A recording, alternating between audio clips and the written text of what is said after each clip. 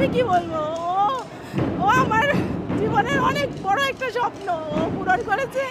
ওকে আমি 3 মাস টিউশন দিয়েছি, ও বাসায় পড়েছে, স্কুলের টিচাররা হেল্প করেছে আর বাসায় পড়েছে। এটা পড়ে সে রেজাল্ট করেছে আলহামদুলিল্লাহ। এই জন্যে আমি বলবো আমার বাচ্চা ব্রিলিয়ান্ট, আমার বাচ্চার মতো বাচ্চা হয় না, সেরা বাচ্চা। আমার বাচ্চাকে আমি টিউশন দেইনি, ও 3 মাস পরে সিলেবাস শেষ করে বলছে যে আম্মু আমার সিলেবাস শেষ, তুমি টিচারকে আর রেখো না। পরে ও বাসায় পড়ছে, সাথে সাথে আমি দেখেছি, আলহামদুলিল্লাহ। না, ওকে আমি আসলে বাড়তি স্ট্রেসটা দেইনি। ওকে আমি যাতে ও বাহিরের কোনো স্ট্রেস না নেয় ওইভাবে আমি ওকে সেভ করেছি। আপারা হচ্ছে একদম শুরু থেকে আমাদের জন্য সাপোর্ট দিয়েছে, ছোটোখাটো থেকে শুরু করে বড় সব ধরনের সাপোর্ট আমরা টিচারদের থেকে পেয়েছি, আপাদের থেকে পেয়েছি। তো অবশ্যই আমরা আপাদের প্রতি থ্যাঙ্কফুল। এখনও দেখলাম আপারা কাজ করছে আমাদের রেজাল্ট নিয়ে বা এরকম, তো অবশ্যই ভালো লাগছে। থ্যাংক ইউ আপাদের। বলি তো সবই তো বলি, বাবা মাকে থ্যাংক ইউ, মানে এত সাপোর্ট দেওয়ার জন্য।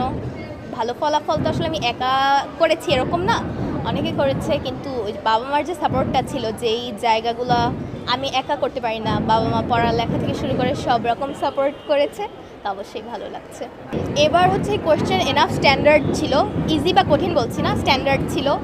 আর আমরা অনেক শুনতে পাচ্ছি যে এবার খাতা কঠিন করে দেখা হয়েছে বা আরও অনেক কিছু। তো এখন ওইখান থেকে ওই কারণে কি পাশের হার কম কিনা বা স্টুডেন্টদের কোনো হচ্ছে ফল্ট ছিল কিনা, এটা আমি আসলে বলতে পারছি না। কিন্তু আসলে কোনো একটা কারণে তো আর কোনো সমস্যা হয় না, তো সব কারণ মিলেই হচ্ছে গিয়ে পাশের হার কম বা ফলাফল তুলনামূলক খারাপ। দেশের এরকম একটা অবস্থা ছিল, তো সেই সময়টায় যদি পড়ালেখা করার সুযোগ না থাকে বা করা নাও হয়, তবে পরবর্তীতে তো সময় বাড়ানো হয়েছিল, এনাফ টাইম ছিল, তো হচ্ছে একটা সমস্যা হওয়ার কথা না। পড়া শেষ করছি, কলেজে উঠবো, ইউনিভার্সিটি, তারপরে দেখা যাক কী হয়, আগেই বলতে চাচ্ছি। ভালো হয়েছে, গোল্ডেন এসেছে, খুশি অবশ্যই।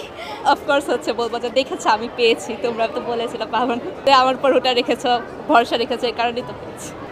A+ এসেছে, জি অফকোর্স সন্তুষ্ট। আমার ভেবেছিলাম আমি পাবো না, কিন্তু আলহামদুলিল্লাহ পেয়ে গেছি।